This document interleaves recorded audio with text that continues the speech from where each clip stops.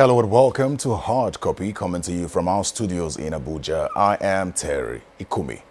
First of all, our sincerest apologies for our inability to bring you the live interview with Governor Nyesom Wike of Rivers State last week, owing to technical hitches experienced while trying to establish live links with our crew in Port Harcourt. It was an interview we had all looked forward to and we hope will happen very soon. But we're back this week, serving you conversations as frankly as you have come to expect of us.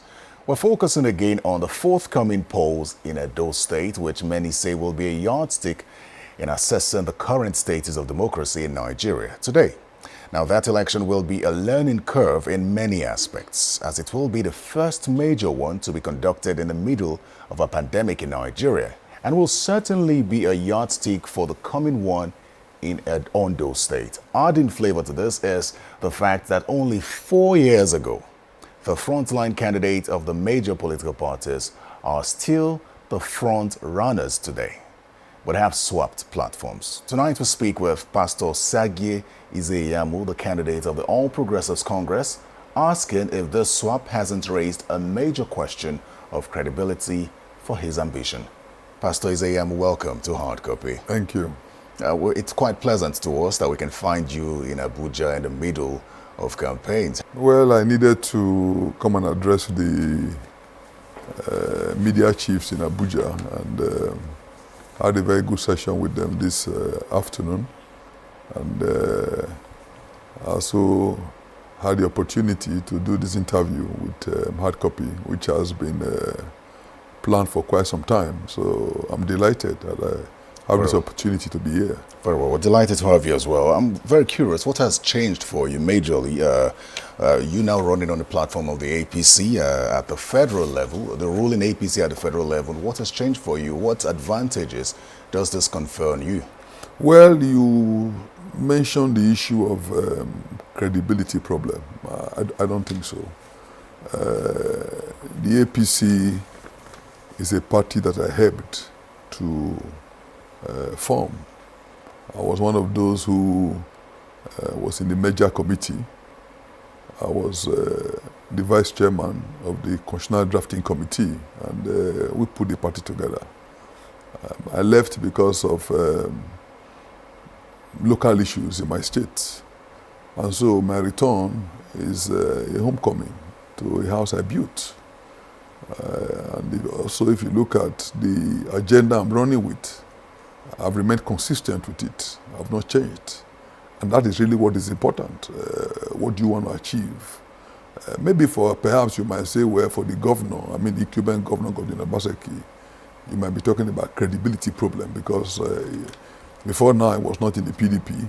And just like it was really not even in the APC when the party started. He came in as an aide to Comrade Shomole, and from there became their candidate. And then when he lost out, surprisingly, a party that he had vilified openly on TV as the most irresponsible party that has ever governed Edo State, a party he said he would never ever join, he went there. I've never condemned the APC in that light because I can't run away from the fact that if you're talking about the founders of the APC, I'm one of them. Does that give you an advantage? Do you feel you have stand an advantage definitely. now being in the APC since you lost in the PDP? Definitely. I have friends on both sides. It might not be nice to say it in public, but a lot of people in PDP, are certainly rooting for me. Definitely, because a time comes when it's really not about party, but about the candidate. And for many people in Edo, the issue is not which party does it belong to. The issue is who can deliver. Is that the same thing as saying that despite being in the APC, you're still forming some form of alliance with some members of the PDP? I am reaching out to all Edo people, PDP members inclusive. It would be naive to think that I'm restricting myself to just APC members. So I have friends across the divide, and that's a big asset. All right, very well. Then let's go into something else now. Are you concerned that there seems to be so many negative stories around your name, and it almost blots out the positives? Are you concerned about that? What negative stories? A lot of negative stories, especially from the man who's pushing you now, the former governor of the of Edo State and former national chairman of the All Progressives Congress. I'm sure you're familiar with that. Yeah, but you see, what amazes me is that we tend to have very selective memory. The statements you want to attribute to Comrade Adams Oshomole are statements he made during the course of the 2016 gubernatorial elections. But you are not playing back the statements he made before then. Are you forgetting that I was the chairman of his first year anniversary committee and there was no encomium? You didn't shout on me to thank me. Are you forgetting that in the second term, I was the DG of his re-election campaign? But then some would say no, that, excuse me. Just a second, some would say that's enough reason. Just a minute, just a minute. That gives the man enough reason to say he knows you very well. Just you agree with that? Just a minute. If he said those things, have you played back what he's saying now? Why are you interested in what he said in the past? Are you not interested in that? And you are not interested in what he said in the present. A man called you an idiot in the past, and in the present he says, I was mistaken, I'm sorry. You know? So why are you dwelling on the past when the present is staring at you? So for me, it's a big testimony to my character and to God that somebody who vilified me in the past today can stand and say, I was misinformed. I want to concede that I made a mistake. So the point I'm trying to make is this. Comrade Adams Oshomole made some strong statements about you. You were the DG of his campaign for his second tenure, and some would say that he knows you well. And he said these words, that he would stake his immunity to prove that you are a criminal and cannot be trusted with public funds. Does it not bother you now? The point you are saying now is something he has since apologized about. So what are you talking about? So you think an apology takes off everything? Of course, no, of course, of course. When a man makes a statement and is alive to say what I said was wrong, I just said it because I needed to demarket you. What else do you want? He made some certain statements, but everywhere he goes now, he says, look, those statements I made, it's not because they were true, but I just needed to demarket this man because he was better than the candidate I was presenting. Well, if you notice what's going on now, I mentioned to you that there are so many negatives and little positives. I'm hoping that you could bring out some of those positives, because the man who's pushing you now, Comrade Adams Oshomole, he's not the one pushing me. Don't get it wrong. You have his support. Yes. He's strongly behind you. Yeah. He spent a lot of time trying to, take back the words he said. And he hasn't said anything new about you that could sell you. Are you not worried about that? You see, he doesn't have to sell me. My character speaks for me. 4 years ago, he could sell somebody because the person was unknown. The reality is that I've been chief of staff, I've been secretary to government. I live in that state. I have businesses in that state. People know me in all the 192 wards. So the reality is that I don't really need somebody to sell me. I know people know me, and that's the difference. Well, he says he knows you better now. So he takes back some of the words he said. No. Just a second. Yes. He says he knows you better and is taking back some of the things he said. What we want to know is, what does he know about you now that we should know? That the people of Edo State need to know. Listen. If you want to know what he knows about me, then go and play back the statements he made when we were not divided. At the time when I was in PDP, was in APC, I was contesting against his candidate. He said a couple of things. This is an opportunity for listen, you. I'm trying to get you to sell yourself. No, listen. He has, in the past, described me in glowing terms. I remember my 50th birthday. He said most of the achievements of his government is attributable to my counsel. In writing, I have it. So if in the course of contestation against an unknown opponent he brought, he began to say, oh, pastor is a fake lawyer, pastor is a fake pastor. And years later, he says, look, I was just trying to demarket him. These statements are all wrong. You want me to dwell on that? I'm a pastor, a senior pastor in the Redeemed Christian Church of God. I'm a farmer. I paid my dues. So that statement he made then, and recall that, even that statement then, what effect did it have on my election? You didn't win the election. So you see, if over 200,000 people still chose to vote for me, you will know that statement made no impact. In fact, if you will recall, they had to postpone that election on the eve of the election, on the flimsy excuse that, there was insecurity. But many people knew that every statistics they carried out showed that pastor would win. But you repeatedly say that you're not riding on the back of Mr. Oshomole. And some would say he's your godfather. Is he your godfather? You see, those are, I'm sorry to say, silly statements because I'm too big, too well known for anybody to talk about Godfather. You are forgetting that, unless you are not covered down with the do politics, as far back as 2005, I had started a group against Godfatherism called the Grace Group with the slogan, "No man is God." So if what I started many years ago, is it now, at this age, you will tell me somebody is my godfather? And in what sense? In what sense? Oshomole that I supported to be governor, Oshomole that is DG, I was national vice chairman of the party. When you are talking about a godfather, you are talking about a godson. In politics, do you look at me in the context of a godson with my experience and my pedigree?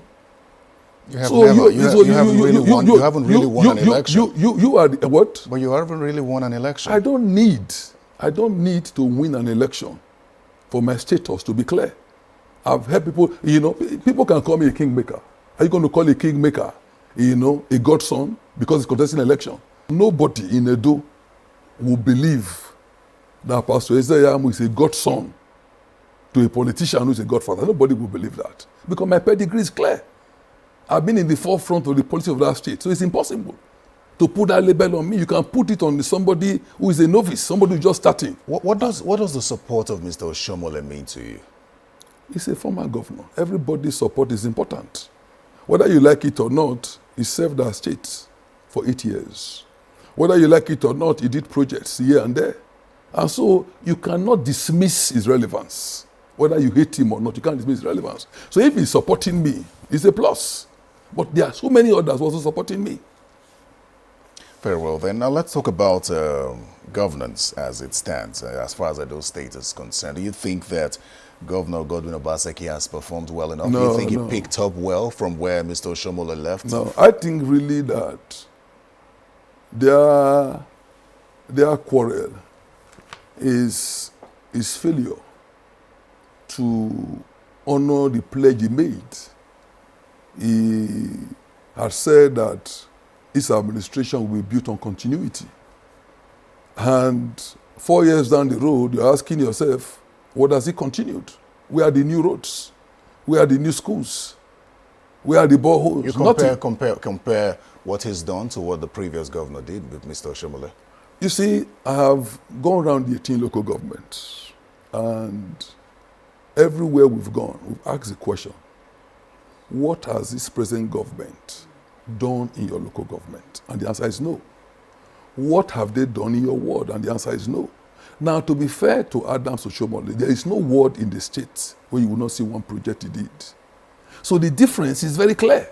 And you see, if you want me to assess Obaseki's government for you, you'll be shocked. Because sectorally, I can tell you he has not done well. I think it's interesting that you heap so much praises on Mr. Oshomole because in 2016, when you were running on the platform of the PDP, you didn't think so. In fact, here's what you said about him. You said this present government, that's the Oshomole government, has received over 1 trillion naira.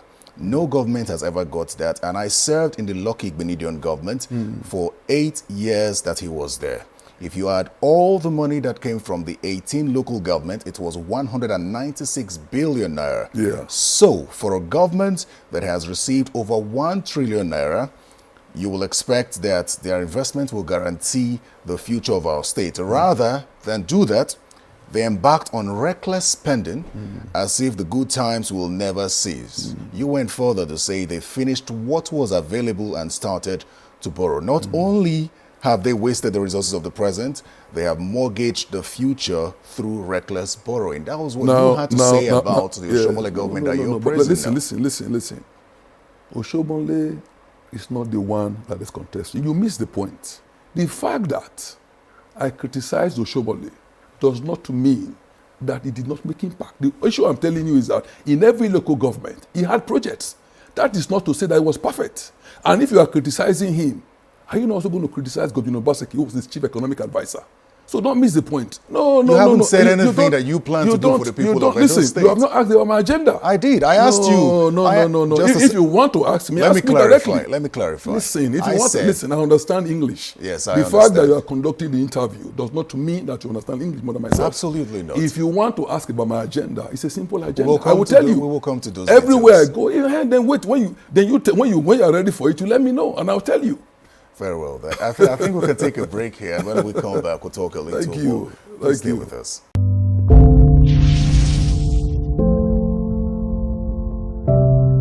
Welcome back to Hard Copy. My guest is Pastor Sagie Izeyamu of the All Progressives Congress, who is contesting for governorship in Edo State, and we're looking at how we can have a free, safe election in Edo State, free of violence. Speaking of which, Pastor Izeyamu, there's been too much talk about violence in Edo State. Some fear that the elections in Edo State could be marred by violence. Where do you stand on this? The PDP says it's the APC that's bent on perpetrating violence. We went round the 18 local government. There was no single incident of any problem. Now they went to Apanam, which is in Esako West, and they said gunmen came to attack the place. Luckily for us, somebody videoed the proceedings. And from the video, it was clear that nobody disrupted their rally. Rather, it was their talks that went into the village because the neighbors, the villagers did not turn up. In fact, in that video, we saw a thug wearing a PDP t-shirt with Godwin Obaseki and Philip Shaibu accosting a policeman and asking him to switch off his phone and stop recording.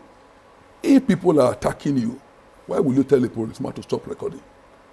But every time they say, oh, APC, where has APC been involved? Mention one single incident and I will explain. Where has APC been involved? A video. Okay? There was a Yes. video of Yeah. you speaking to some men that many considered thugs, where you told them that their responsibilities at the polls extend beyond their polling units and wards. They should go to other polling Thank units you. and wards. Could you explain what that No, was beautiful. for? Thank you. You see, I'm happy that you are a seasoned media man. What they did was that they doctored that video. I met those young men. Those are young men that worked against me in the last election. They worked with Godwin Obaseki. There are many videos where you will see him thanking them for the work they did. What I said, which they edited, was that I said, in the past, those of you here, you move from unit to unit. You move from polling booth to polling booth. But when they were bringing it out, they removed in the past. And they said, move from unit to unit. You move from voting center to voting center. If you go and ask those that were there, I said, in the past, many of you, and I was admonishing them because they've been used and they've been dumped, and I told them that's not the way to go. You did it in the past, and it didn't pay off. At the end of the day, what happened? Your houses were demolished. Many of you went to detention. So that is not the way to go. But they carried it and removed what didn't suit them, and they played it as if I was telling them to move from place to place. Governor Obaseki has done 4 years. Yes. And he wants to go for a second 4. You have clearly said that he hasn't done enough to deserve a second term. Yeah. On your part, what are the areas that you are hoping to improve on that he has failed? Now listen, I think that one of the mistakes we made as a people was to elect a governor who had no clear-cut agenda. The scripture says where there is no vision, the people perish. From day one, in trying to run for office, I've always believed that the starting point is an agenda, and I have the simple agenda. The simple agenda is an acronym: X, security and social welfare. You can't talk about development in the absence of security. I is infrastructural development and urban renewal. And our infrastructure is in shambles. It's in shambles. No water, no light. The hospitals are in shambles. All the promises that were made, they are not there. Now, M is manpower development. Education is a major industry in our state. It will shock you to know that for 4 good years, no single teacher has been employed. It will shock you to know that most of our tertiary institutions are closed. P, public-private partnership. This government has had no interface with our private sector. In fact, you don't even believe in the local industry. Can you imagine doing a Lagodaro conference in Edo And the caterer came from Lagos, brought food from Lagos, and they were 1 minute for 3 days. People who ate it had food poisoning. L is leadership by example. We want a leadership that is accountable, transparent, humane, sincere, accessible, and it's absent. You do jobs and nobody knows the cost. You're not doing us a favor. It's our money. How much did it cost you to renovate this Bermuda Stadium? You won't say, but I can tell you, 6 billion. That's ridiculous. That is 6 billion for a stadium that you have not increased the capacity. It remains the same, just for the innovation. With that money, I would have been able to fulfill his promise to establish mini stadiums in the 18 local governments. And E is employment and empowerment. Our people are in dire need of employment. The promise of 200,000 jobs, which is a mirage, even just employing 2,000 teachers, 1% would have made a whole lot of difference. But it's not done. It will shock you to know that in the Edo State health care system, they don't have a single anesthetist. During COVID-19, they were saying they bought ventilators. And somebody said, how are they going to use ventilators? Those are not toys. Those are specialized equipment.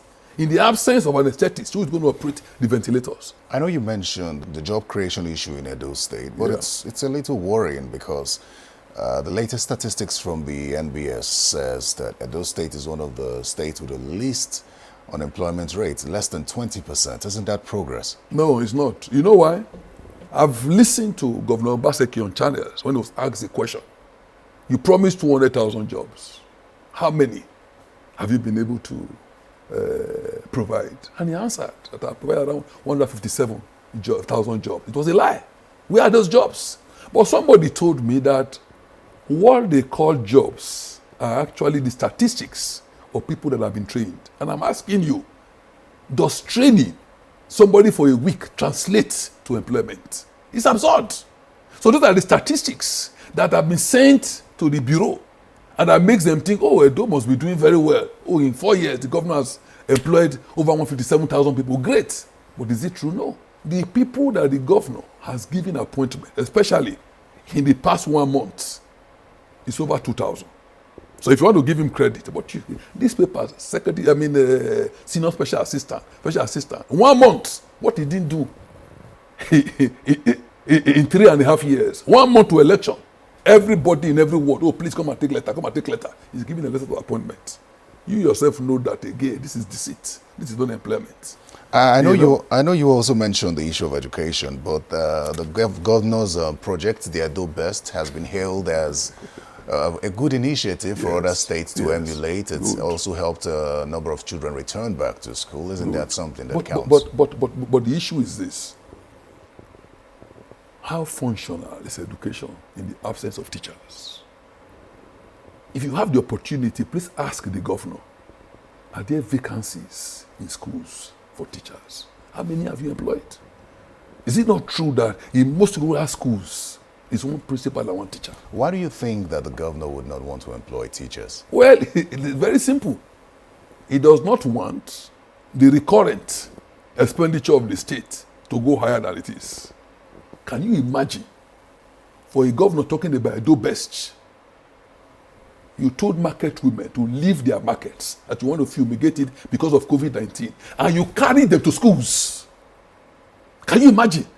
Women were moved from the markets and moved to schools. And of course, many of those schools were inadequate. So the whole atmosphere in those schools were messed up. And you want our children to go back to that place. Pastor, I'd like to get your final words on, or your final statement to the people of Edo State going into the elections as we round off. Well, Edo people have a choice in this election. And the choice is, do they want things to continue the way they are, or do they want change? Are they satisfied with this present government?